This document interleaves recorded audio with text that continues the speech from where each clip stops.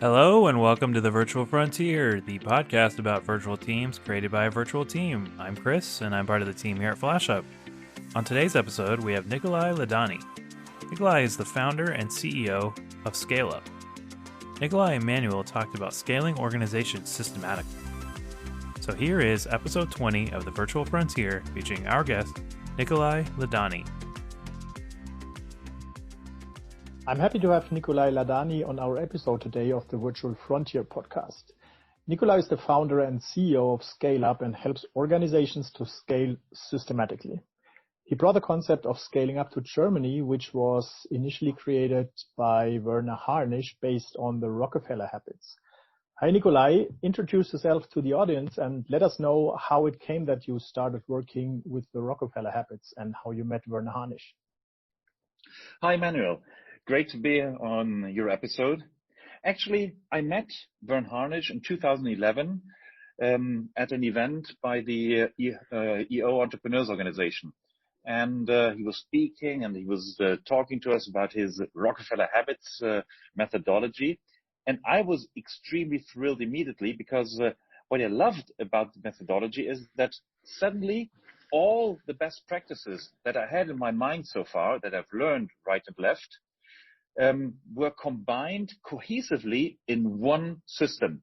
So for the first time, I understood how, for example, people tools, how top grading tools related to strategic or to execution decisions.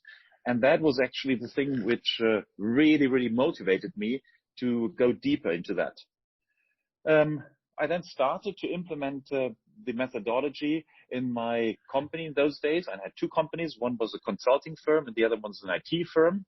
And as usual, when I come back from EO events, a lot of my colleagues said, "Oh no, Nikolai, not again. He's come back from a seminar." So that's always bad news for them.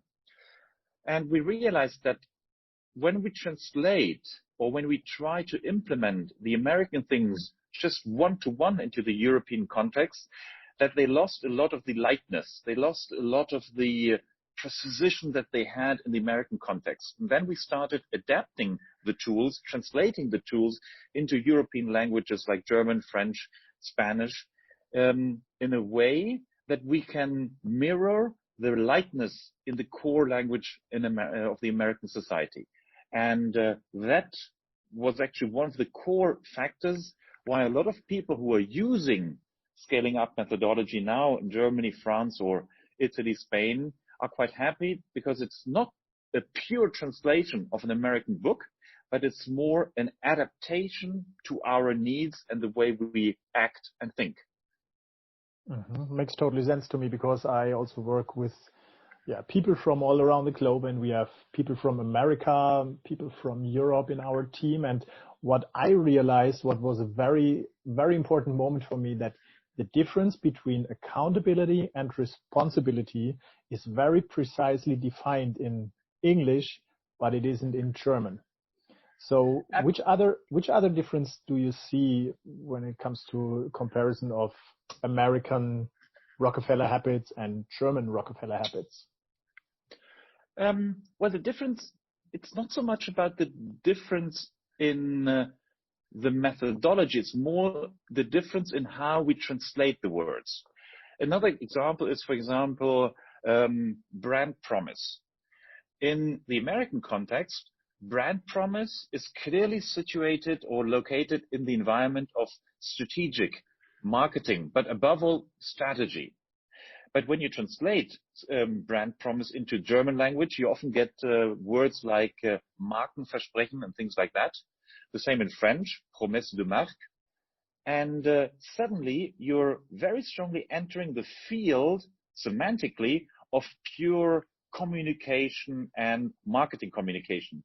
And thereby you lose a lot of the essence and the profoundness of the concept of brand promise. Because for us in the scaling up environment, brand promise is a concept how to think strategically out of the point of view of your core customer.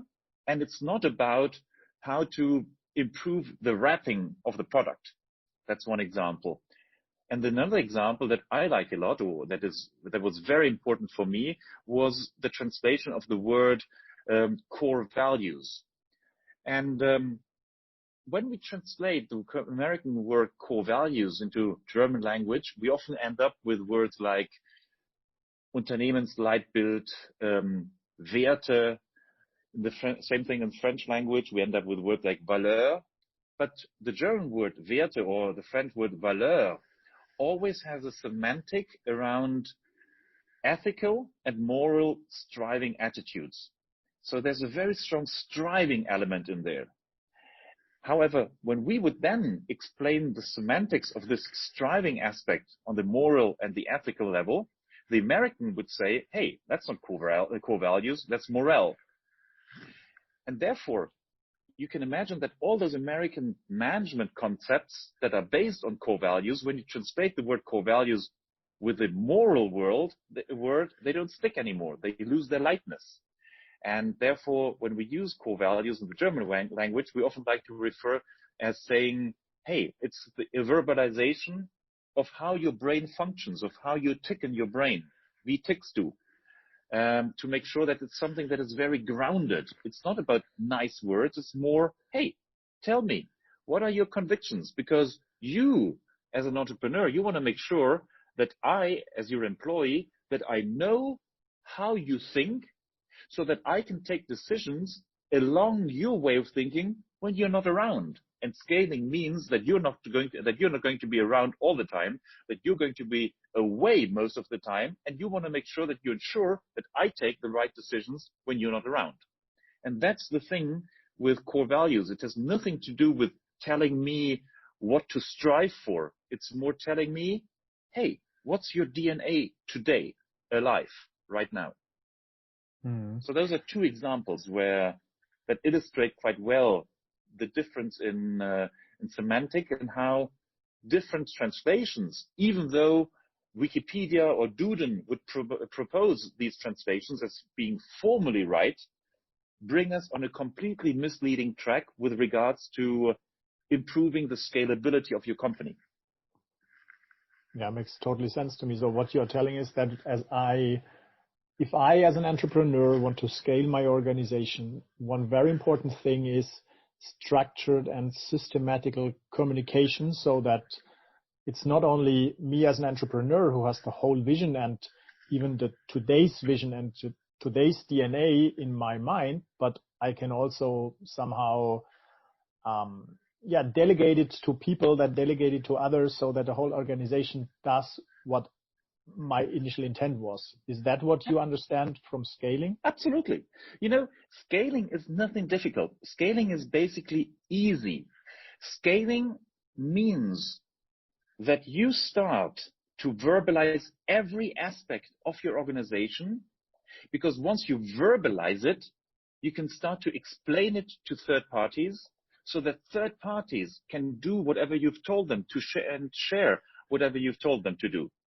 And the basic principle behind scaling is make yourself as a leader redundant as quick as possible. And redundant means I need to transfer all the knowledge I have into the company. And the recipe book Scaling Up, or the process in the book Scaling Up, and also in our coachings, is that our job is focused on asking all those questions to get out all the implicit knowledge out of your brains into the explicit, to help you to everything that is unconscious to render it conscious. Because once it is explicit and conscious, then you can start to verbalize and delegate it. And that's it. It's not really difficult. That is really valuable for myself, but I think also for our audience. So when you say scaling is easy, why do so many organizations struggle with it?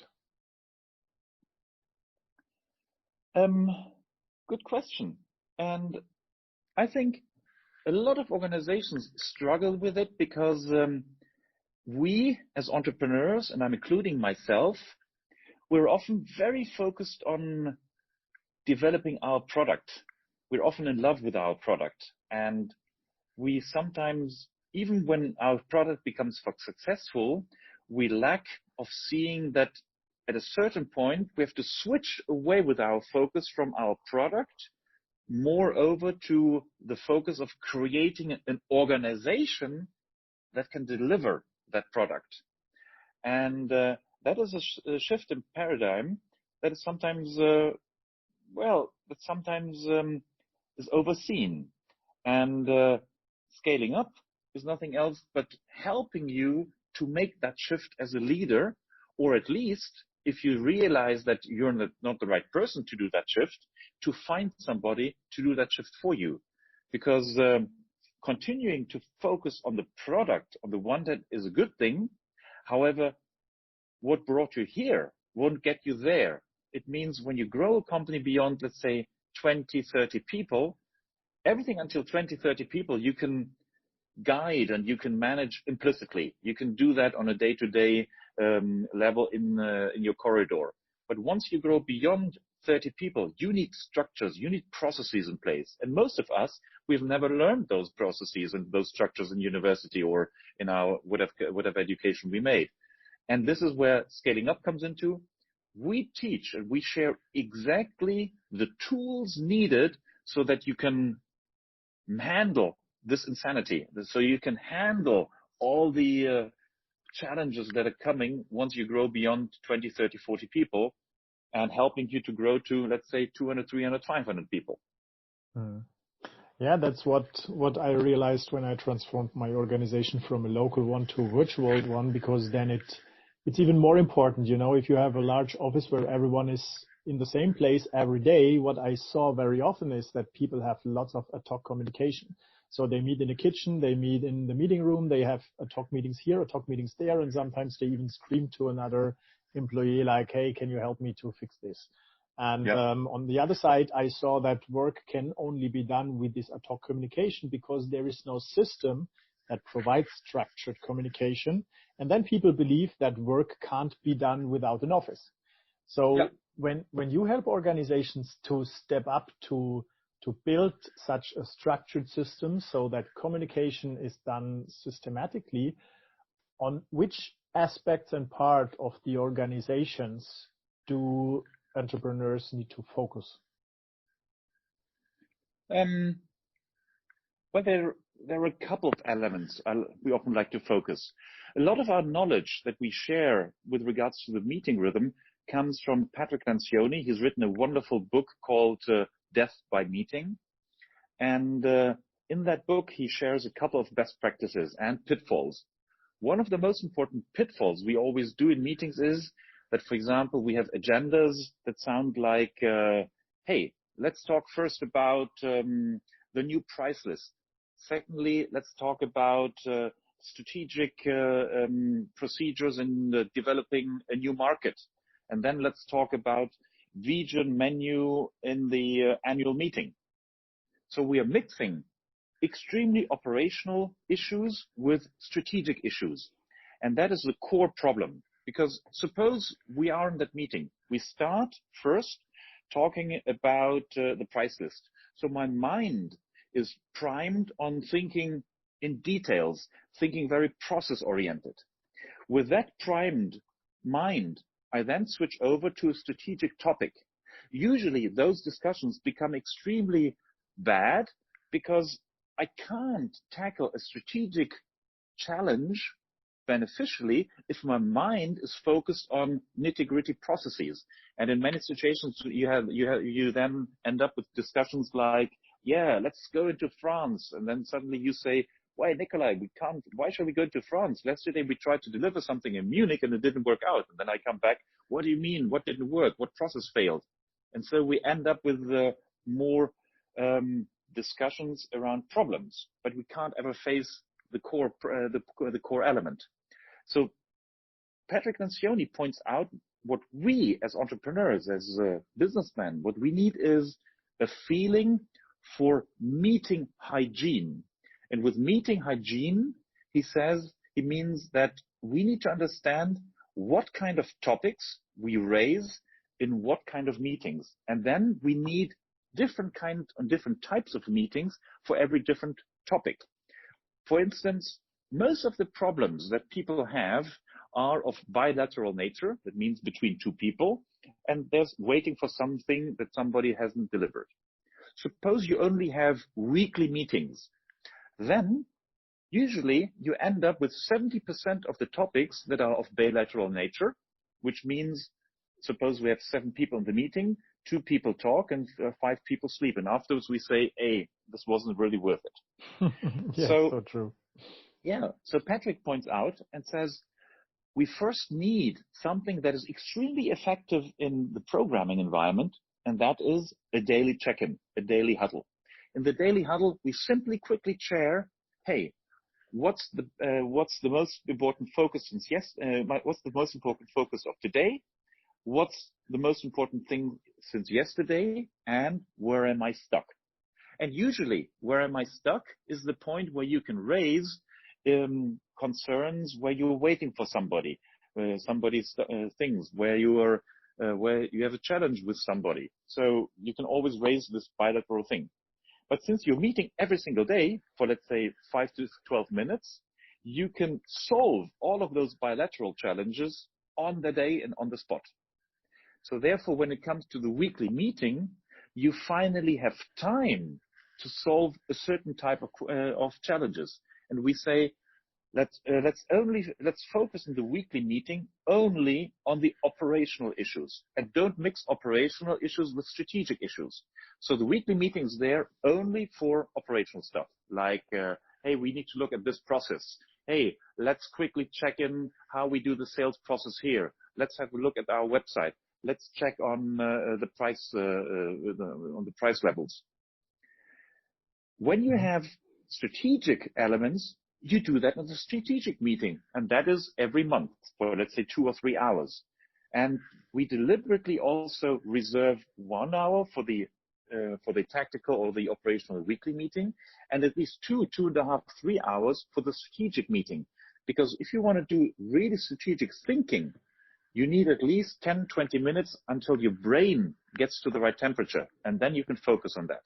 And having this kind of meeting hygiene, where you have a certain purpose for a certain meeting, helps you to then have a structured approach to topics and solving things faster. Does that sort of does that resonate? Yeah, absolutely. I'm just wondering how, so that requires a lot of clarity. It requires lots of focus, not only for the entrepreneur, but also for everyone in the team. Like, I mean, each of you guys in our audience, everyone knows these meetings where we have a clear agenda and then people just randomly start talking about something and they even don't realize it, and all of a sudden the meeting ended and we didn't get anything done.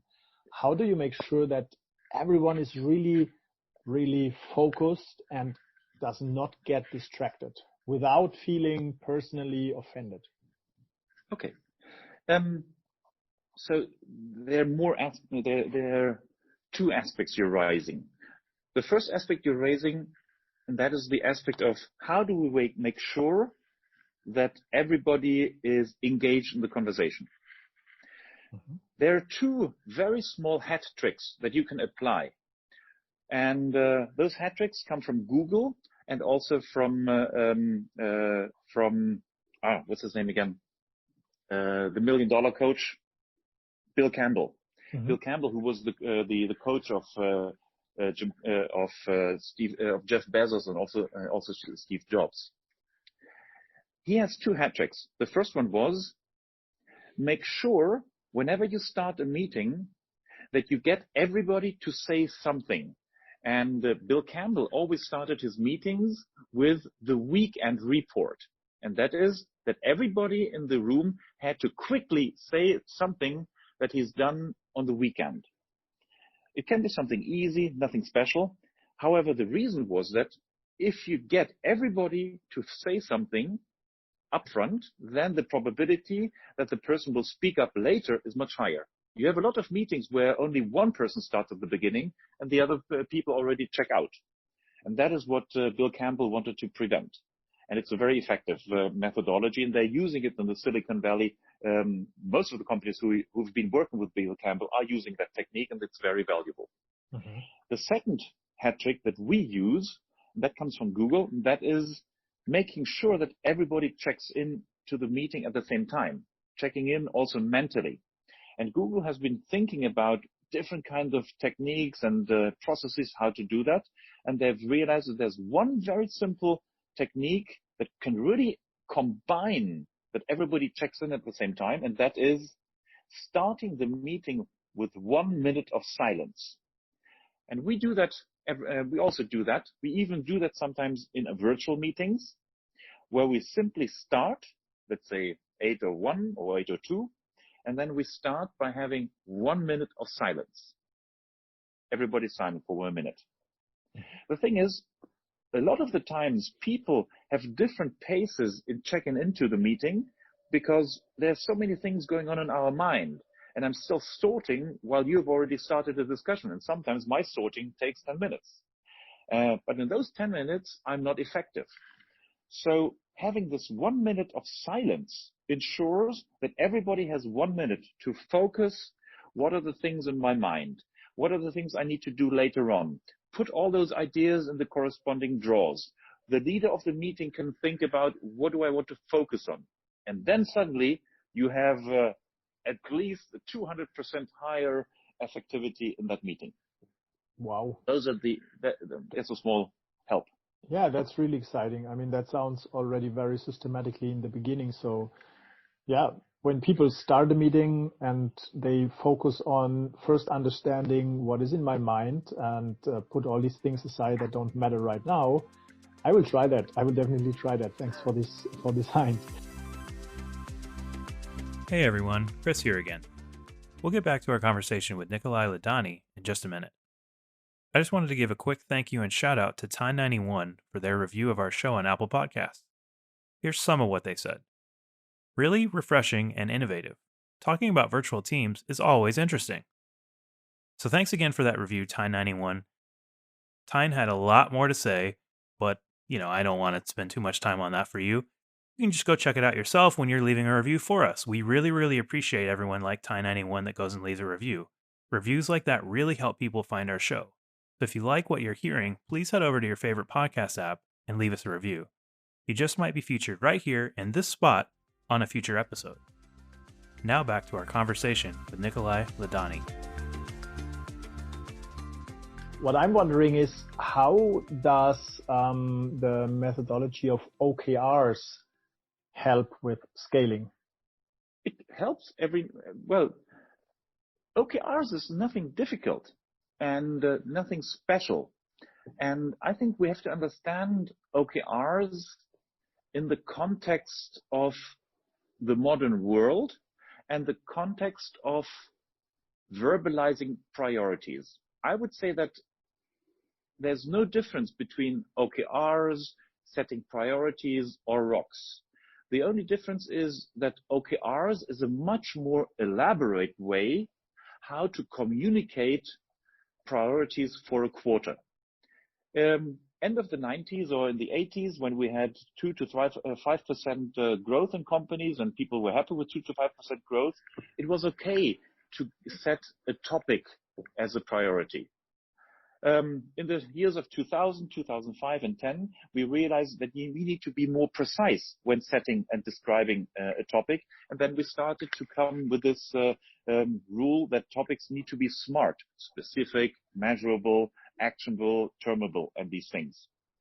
But in today's world, where we have so much agility going on, even SMART doesn't help us anymore because it sort of narrows our mind. And this is where OKRs come into game, because the OKR switches its focus away from understanding and helping the people to tell, it goes away from us as managers telling the people what to do, more to helping us to explain what is the outcome that we desire and how to measure that outcome, instead of telling the people what to focus on.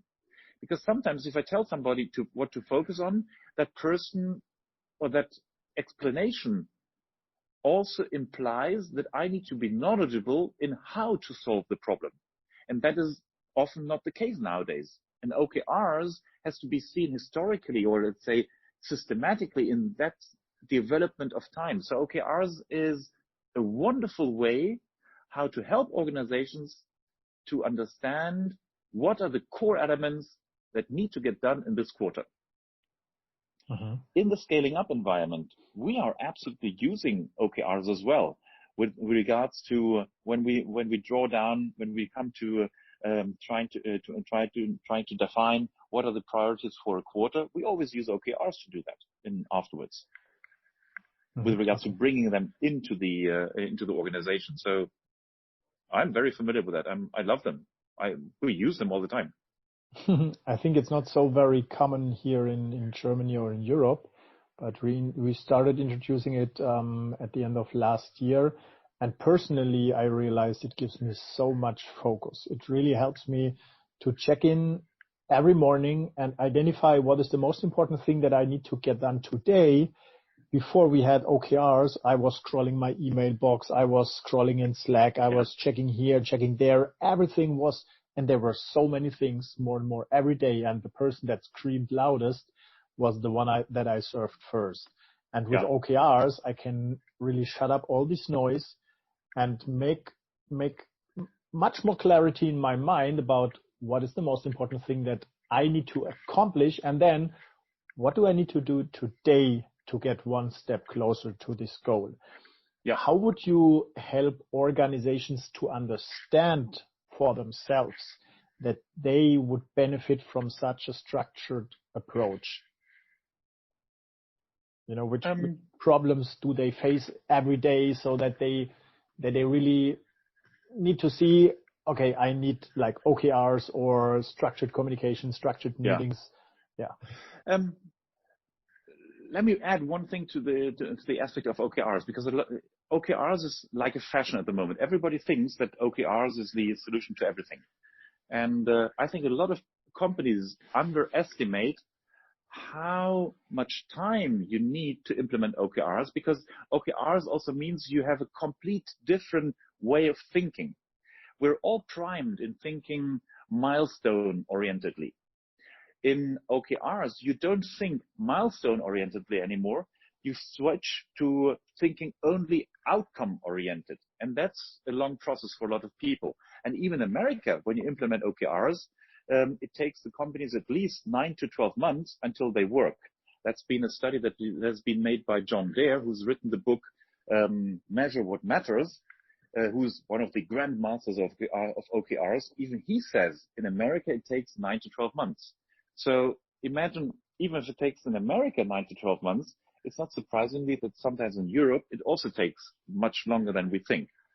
And we have some organizations that have moved away from OKRs, that have moved back to having clear goals, like smart formulated goals for a quarter, and having the milestones they check in every week on that are corresponding to each goal. So the element is more, do we have a process in our management team, let's say 5 to 8 people, where we together decide what are the things we're going to do in this quarter and what are the things we're not going to do. Because we all have too many things to do. And the core question is rather to decide what are we not going to do.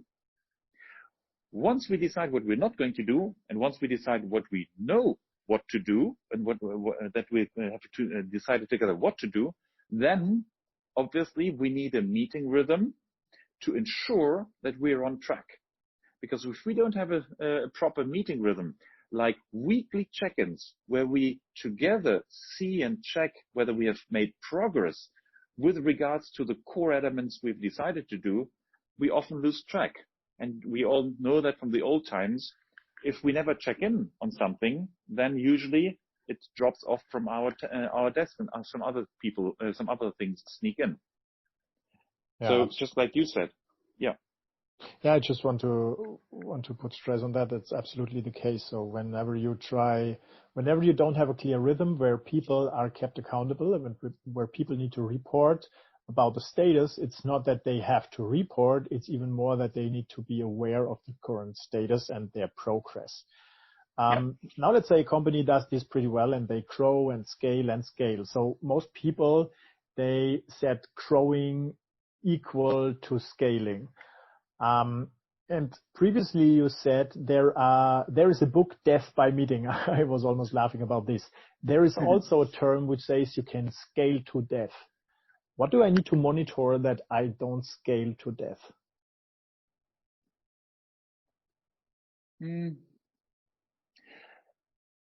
For us, we like to say that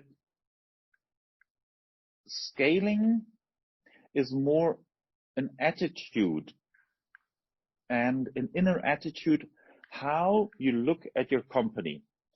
And scaling for us means the attitude that when you look at your company, that you look at it from a perspective that you want to make yourself redundant as soon as possible and create an organism that can run without you. Because scaling means that you want to liberate yourself to do other things while the core continues to run without you. You can either continue to grow your company or you can do something else. Scaling to death for me is not really a concept that has come across my way of thinking. And I think if companies scale to death, it has nothing to do with scaling. It has more to do with a lack of leadership, because a company that scales to death is more a company where the leader wants more than the company that he has created can deliver. So it's more about the challenge of the leader and not the attitude towards scaling. For me, scaling is wonderful and growth is wonderful. And for us, we also like to point out that growth is not only quantitatively. It's not about getting bigger, richer, and so forth. It's more a mindset. And I like to provoke by saying we are growth maniacs.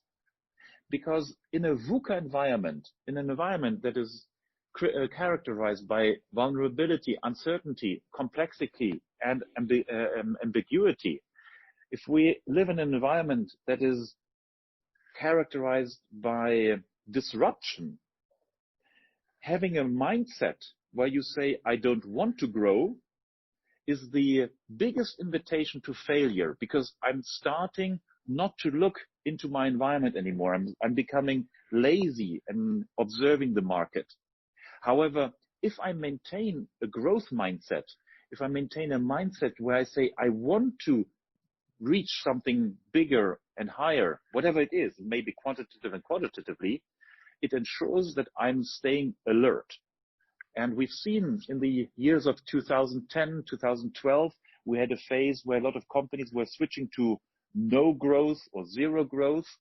A lot of those companies either have disappeared or they have adapted their methodologies, because no growth or zero growth doesn't really work, because it makes our brain go lazy and we can't see disruptions anymore. We fail to watch the market. And therefore we say, if markets are very agile, if markets are disruptive, the best insurance to reach the future is to have this growth mindset, to have a hairy and a big audacious goal, and follow that. Does that make sense? Yeah, that makes absolute sense. I mean, I realized that like 3 years ago, when my company was running smoothly and I always managed to get out of the operational business, projects were running, and then I really became a little bit lazy. That really matches my mindset at this time. I was enjoying everything, that it runs smoothly without me, but I had no monitoring system in place that alerts me when I need to wake up. And that was the start of a crash that I shared in my TEDx talk. But can you give some people things to their hands, like a very easy to use system or so, what do they need to monitor? What do they need to make sure they monitor every week or every month so that this does not happen to them? What do you mean by this? You mean a failure or such a crash, such a huge failure, such of getting lazy and not seeing that things are moving in the wrong direction?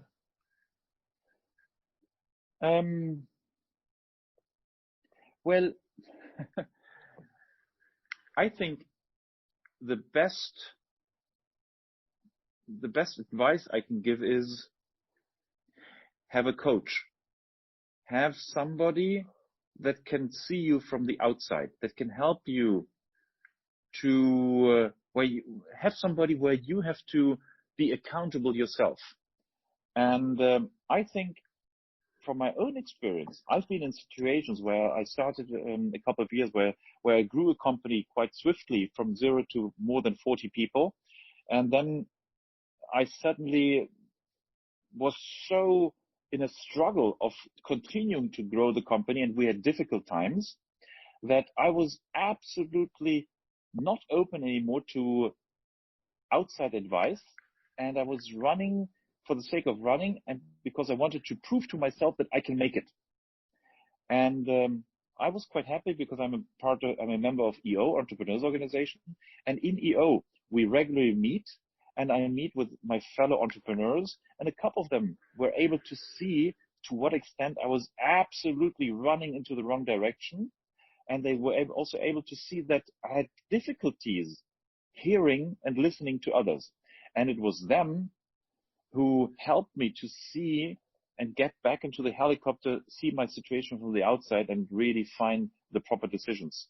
So I think getting an outside person whom you trust, with whom you can share your own information, is extremely beneficial. Mm-hmm. Can you share some insights with our audience and myself? What happened to you? Basically, it was quite funny because so in 2011 I met Vern Harnish, and I started implementing the things. We realized that we needed to adapt a lot of things for the European context, for the German context, and I translated and wrote my first book. That was the German version of the Rockefeller Habits, where I'm the co-author, because I added an entire chapter with regards to adapting the things to Europe. And I published that book, and afterwards I thought, hey, I'm now the genius of strategy because I just wrote a book with Vern. And when I started my company in those days, the IT company, I thought I could ignore a lot of the principles that we're preaching. Because obviously it's tedious to do these meeting rhythms. It's tedious to start and to focus before a meeting. It's all those habits that you do. It's not really something that I like as an entrepreneur, or that many entrepreneurs are passionate about. And I would say I made 3 very, very distinctive mistakes.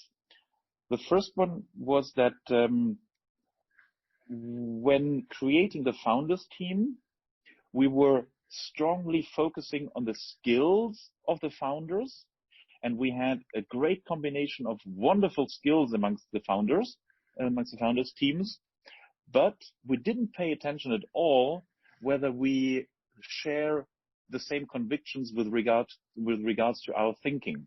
We didn't share the core values, and since we didn't share the same core values, we hardly ever managed to find a common ground with regards to attitudes, how we comport within the company or towards our clients. For example, one of my co-founders, his conviction is the glass is always half empty. My conviction is the glass is always half full. And we got a prize by the Deutsche Telekom, and we had Deutsche Telekom as one of our clients, so I was really happy. And I came back to the company telling him, hey, we have wonderful success. And his first response was, yeah, but mind you, we're going to fail sooner or later, because you can't ever rely on those big corporates. And immediately Wow. for me, it was like a cold shower. Hmm. And then I was coming, telling him, hey, no, it's really going to be great. And after some time, I realized that for him, people who see the glass to be half full are people from out of his perspective who are not strong, who are naive, and who don't have the balls to do good things. And I knew that. And in the end, I used at least 70% of my time and my energy to hold the relationship with my co-founder, and it only left me 30% of my energy to invest into the company. And I never realized to what extent I was always compromising in order to keep that relationship. Can you relate to that? Yeah, Does yeah, that sound? absolutely. That's like you are looking in two different directions all the time, right? Absolutely. And we are seeing so many teams where the founders are focusing on, yeah, those guys that have great skills. And they never realize that skills is not important. What is more important is, am I able to create an atmosphere where I can where I can develop my own creativity and where we can help each other to grow bigger swiftly. And that has nothing to do with the skill set. That is second. Yeah. That's more a mindset, right? Absolutely, yeah. The second challenge that we faced was a challenge very closely linked to being in love with our own product. We created a fabulous technology where we were able to send out PDF documents into apps where every person had his own app, and we were able to time bomb and to also geofence that document. So we were able to distribute documents without losing control over the documents. And that was quite a fancy thing in those days. It was used for distributing sales manuals. So if the person leaves your company, you can retrieve the sales manuals. And obviously, it was quite difficult to find good customers. We had a couple of customers, but then I will never forget that situation. We were doing strategic thinking, and we thought, hey, our technology is so cool that we are actually wonderful for all segments. We're actually good for many industries. Actually, everybody could use us. So we identified ourselves as being a ground technology.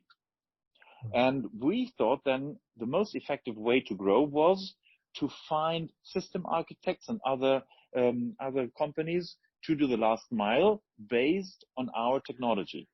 And we were trying to grow through system integrators. And what we didn't realize is that we delegated the entire market approach to others. We were alienating ourselves from the core markets, and we were focusing more and more on us being in love with our technology. And and that's always not so good, as you can imagine. I can definitely imagine that. Yeah, that's very valuable because I had this experience in one of my startups like 8 years ago. I was only focusing on the product. I built something that I loved, and then I tried to distribute it by some partners, but I never got in touch with the real market, and I never understood what the market really needs. I just understood that I've built a product that I really love, and I was the only customer. So yeah, that's Indeed. that's a big failure. Thanks for sharing that. That's very important for, especially startups that are listening to this podcast. So we already came to the end of this episode. Let us know where people can find more information or where they can reach out to you. Obviously, you can always check out our internet site, www.scaleup.de. And I'd love to invite everybody to come to the Scale Up Summit in October.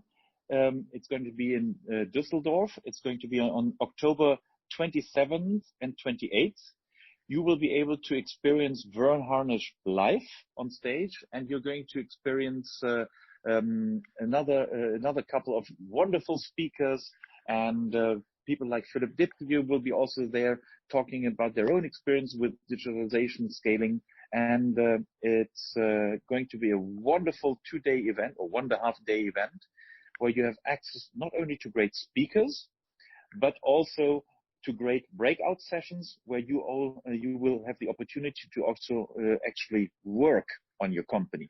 So 27th, 28th of October, that's going to be a wonderful opportunity for the entire European scaling crowd together.